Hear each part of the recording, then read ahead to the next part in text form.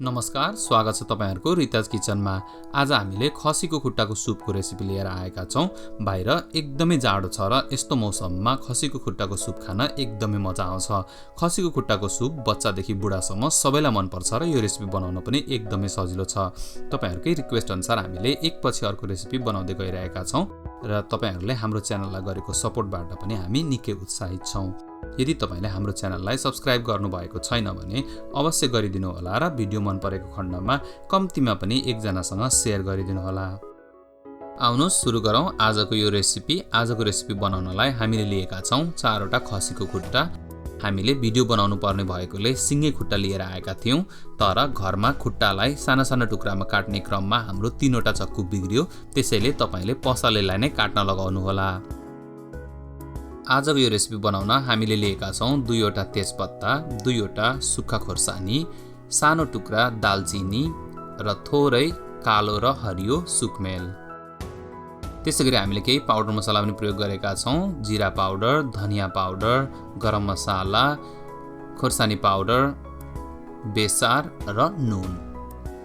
त्यसैगरी हामीले लिएका छौं थोरै अदुवा लसुन, एउटा टमाटर, 1 मुठी हरियो धनिया, 2 वटा प्याज र एउटा कागती।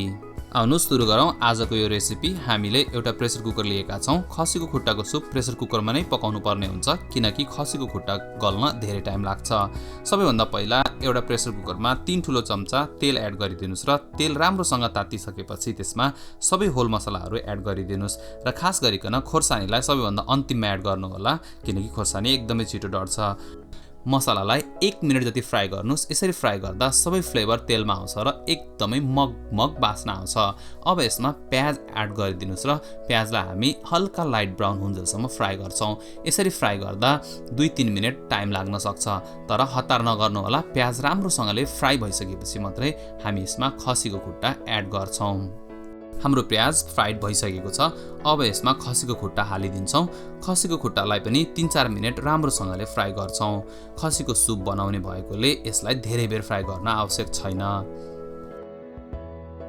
तपाईले सुन्नु भएको होला, कसैको हड्डी फ्र्याक्चर भयो भने खुट्टाको सुप खाने सल्लाह दिइन्छ, किनकि खुट्टाको सुपमा एकदम धेरै क्याल्सियम पाइन्छ र यो हाम्रो बोन्सको लागि एकदमै राम्रो हुन्छ। अब यसमा हामी 1 ठुलो चम्चा अदुवा लसुनको पेस्ट एड गरिदिन्छौं र अदुवा लसुनलाई पनि 1 देखि 2 मिनेटसम्म राम्रोसँगले फ्राई गर्छौं। अदुवा लसुनको पेस्ट एड गरिसकेपछि राम्रोसँगले चलाइराख्नु पर्ने हुन्छ, किनभने अदुवा लसुनको पेस्ट तल कुकरमा टाँसिन जान्छ र एकदमै छिटो डढ्छ। त्यसैले अदुवा लसुनको पेस्ट हालिसकेपछि 1-2 मिनेटसम्म राम्रोसँगले फ्राई गर्नु होला।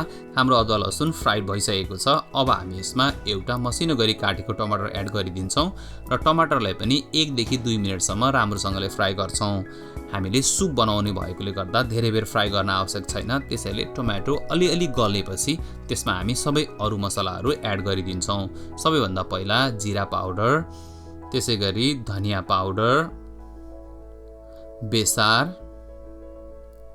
खोर्सानी पाउडर। खोर्सानी चाहिँ अप्सनल हो, तपाईलाई मन पर्दैन भने अभोइड गर्न सक्नुहुन्छ। त्यसैगरी नुन स्वाद अनुसार र थोरै गरम मसाला पाउडर एड गरिदिनुस् र यसलाई पनि 1-देखि 2 मिनेटसम्म राम्रोसँगले फ्राई गर्नुस्। पाउडर मसला एकदमै छिटो डढ्छ, त्यसैले चलाइराख्नु पर्ने हुन्छ। पिँधमा मसला डढ्न थाले जस्तो लाग्यो भने तपाईले तुरुन्त पानी एड गरिदिनु होला। हामीले 750 ml पानी एड गरेका थियौं। तपाईलाई पातलो सुप मन पर्छ भने 1 लिटरसम्म पानी एड गर्न सक्नुहुन्छ। अब कुकरको ढक्कन बन्द गर्नुस् र कम्तिमा पनि 10-देखि 12 सिटी लगाउनु पर्ने हुन्छ। खसीको खुट्टा राम्रोसँगले गल्यो भने सुप खान पनि एकदमै मजा आउँछ।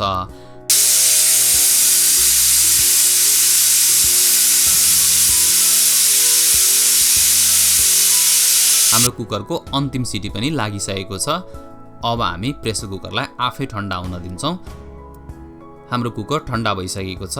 अब हामी कुकरको ढक्कन खोलेर चेक गर्छौं हाम्रो खसीको खुट्टाको सुप कस्तो पाकेछ।